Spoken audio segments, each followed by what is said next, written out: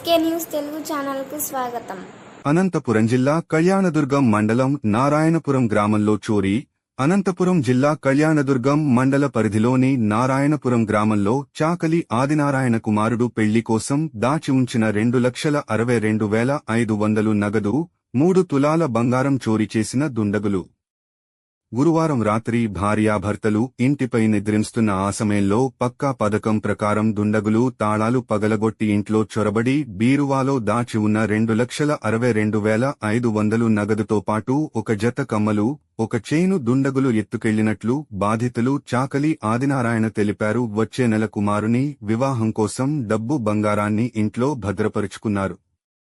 ఈ ఘటనపై కళ్యాణదుర్గం రూరల్ పోలీసులు కేసు నమోదు చేసుకుని దర్యాప్తు చేస్తున్నట్లు పోలీసులు తెలిపారు. కొడుకు పెళ్లి పెట్టుకోండి, అప్పు తెచ్చుకోండి 2 లక్షలు, అంతా 2,60,000 65,000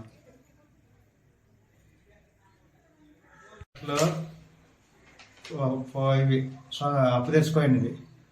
ఇవి మాకు నెల వేసి వచ్చి 62,000 కొడుకు చైన్ చేయించింది.